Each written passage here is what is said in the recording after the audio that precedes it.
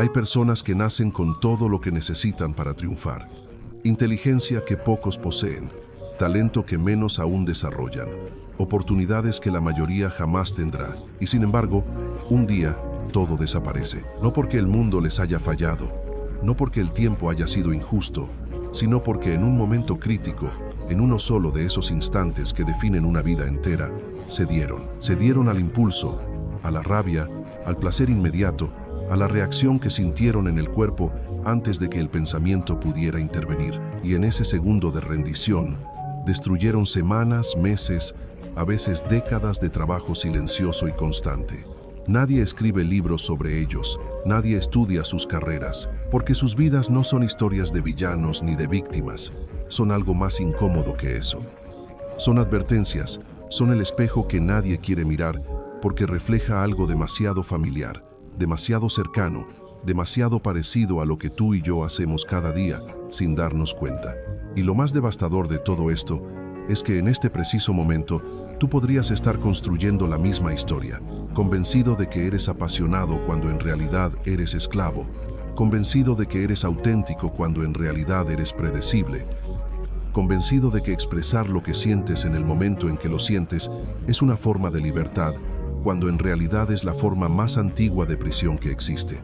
Porque la persona que no puede controlar sus propios impulsos no está siendo libre, está siendo controlada por todo lo que la rodea, por el tono de voz de alguien, por una notificación en una pantalla, por el hambre, por el cansancio, por una palabra dicha de manera equivocada.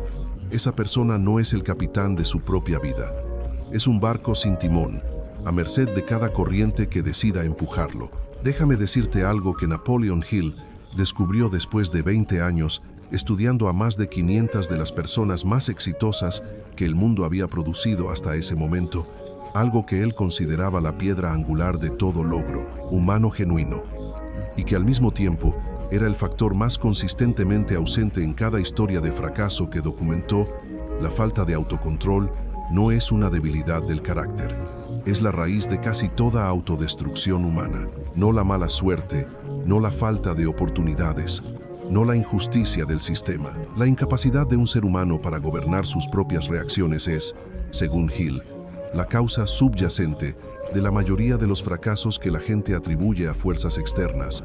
Y esa conclusión, extraída de décadas de investigación directa con las mentes más capaces de su época, es tan incómoda hoy como lo fue cuando él la escribió.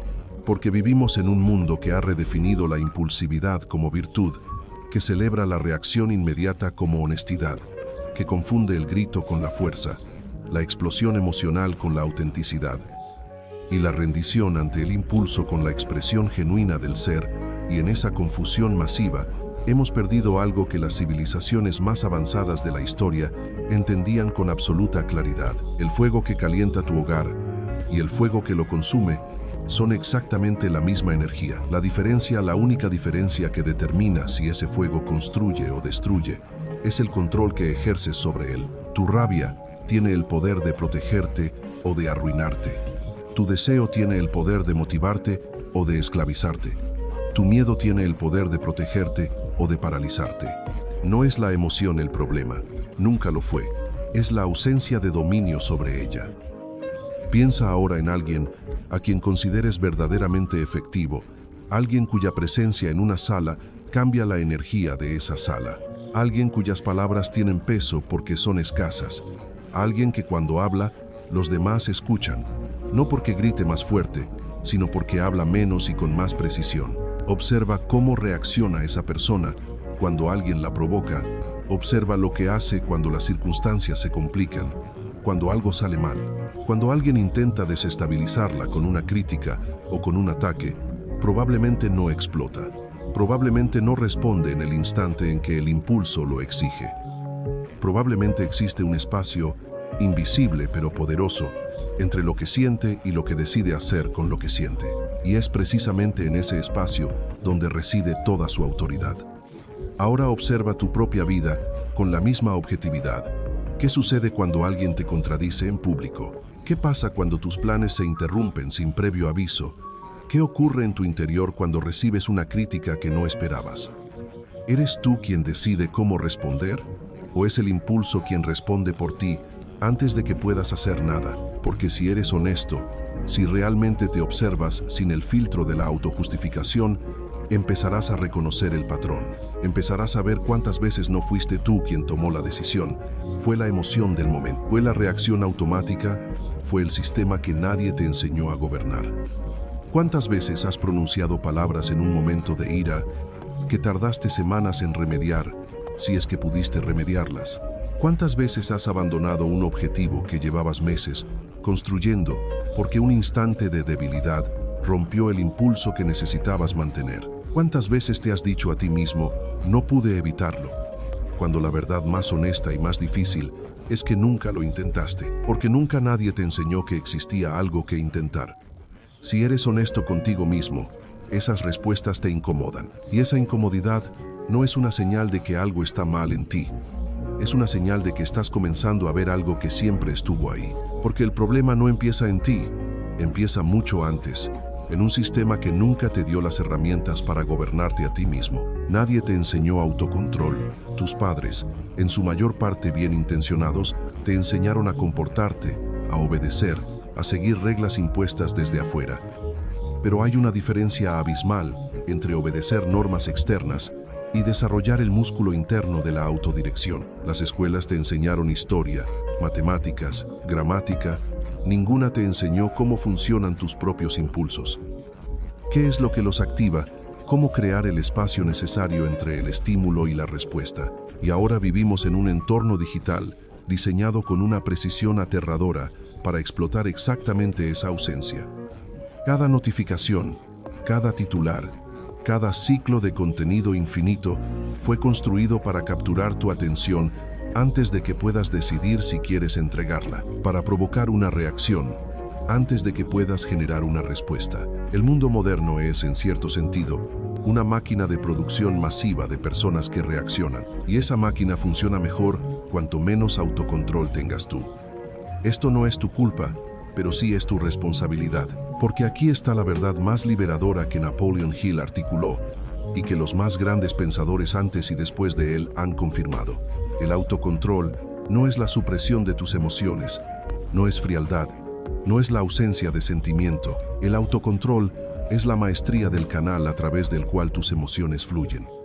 Es la diferencia entre ser arrastrado por el río y ser el que decide cuándo y cómo entrar en él. Lee eso de nuevo, porque es la distinción que cambia todo. No se trata de no sentir, se trata de no ser gobernado por lo que sientes en el segundo exacto en que lo sientes.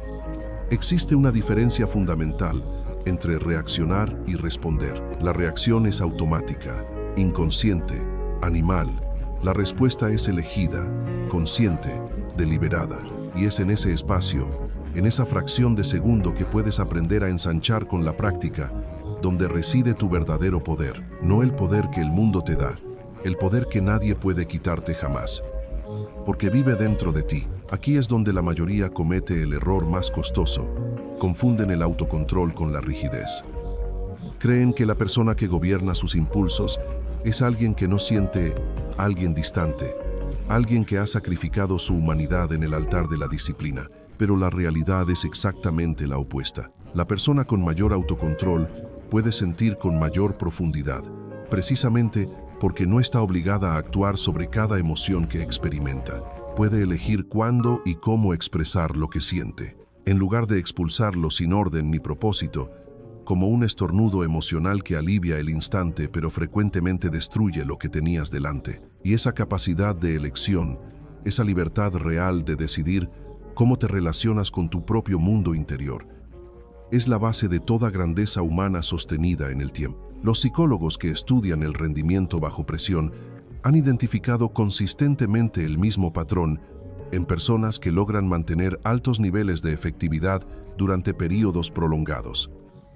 No son necesariamente las más inteligentes, ni las más talentosas, ni las que trabajan más horas. Son aquellas que han desarrollado la capacidad de regular sus propias respuestas emocionales ante la adversidad, de mantener la claridad en los momentos en que el impulso exige acción inmediata y no reflexiva, de actuar desde su propósito más profundo en lugar de reaccionar desde su estado emocional más inmediato. Esta capacidad no es un don genético, es una habilidad, y como toda habilidad genuina, se construye con intención y con práctica. No se hereda ni se compra. Existe también una dimensión que va más allá de lo psicológico y que toca directamente la arquitectura de tu vida entera. Cada impulso al que cedes es un voto en contra de la versión de ti mismo que podrías construir. Cada reacción automática que no examinas es una pequeña abdicación de tu capacidad de dirigir tu propia existencia. Y estas pequeñas abdicaciones, invisibles e insignificantes cada una por separado, se acumulan, se convierten en patrones, se convierten en hábitos, se convierten en carácter y eventualmente se convierten en destino. El hombre que no puede resistir decir lo que piensa en el momento en que lo piensa, el que no puede resistir el placer inmediato cuando la recompensa futura está en juego. El que no puede mantener el curso cuando la incomodidad del presente hace que el abandono parezca razonable, ese hombre no está siendo gobernado por sus circunstancias, está siendo gobernado por su propia incapacidad de gobernarse a sí mismo. Y esa es la forma de esclavitud más sutil y más devastadora que existe, porque a diferencia de las demás cadenas, estas son invisibles. Peor aún, muchas veces las llamamos personalidad. Y cuando finalmente empiezas a entender esto, algo profundo comienza a transformarse en tu vida. Las personas que te rodean empiezan a percibir algo diferente en ti, aunque no puedan nombrarlo con exactitud. Es el peso de alguien que actúa desde una elección y no desde un reflejo. Es la autoridad silenciosa de quien sabe que puede confiar en sus propias reacciones, porque las ha examinado y las ha elegido. No simplemente las ha tolerado. Tus palabras adquieren un peso diferente, porque son más escasas y más precisas. Tus decisiones generan resultados distintos, porque ya no están contaminadas por el ruido del impulso del momento.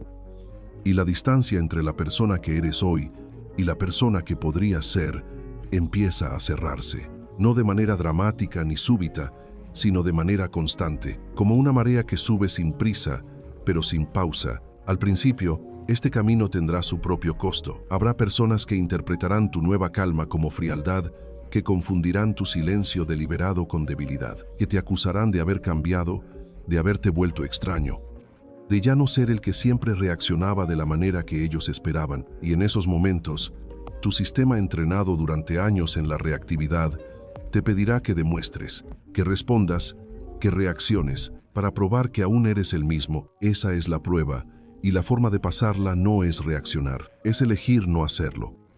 No porque no puedas, sino porque ya sabes que puedes. Y esa diferencia lo cambia todo. Las relaciones que sobrevivan tu transformación serán más reales que las que tenías antes. Las que no sobrevivan eran relaciones construidas sobre tu predecibilidad emocional, sobre la comodidad que le dabas a otros siendo reactivo, siendo manejable, siendo el que siempre podía ser activado con el botón correcto. Y esas no son pérdidas, son clarificaciones necesarias. Así que la pregunta final no es si debes sentir o no sentir, si debes ser apasionado o frío, si debes ser humano o calculador, como si estas fueran opciones opuestas e irreconciliables. La pregunta es esta: ¿tendrás el coraje de convertirte en el arquitecto de tus propias reacciones? De construir, con cada pequeña elección consciente, el espacio entre lo que el mundo te hace sentir y lo que tú decides hacer con eso?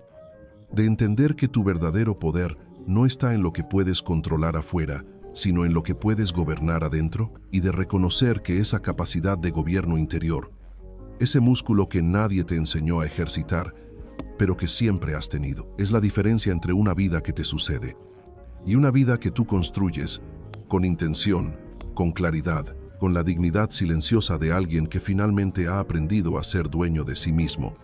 Esa es la diferencia entre reaccionar y vivir, y esa diferencia lo cambia absolutamente todo.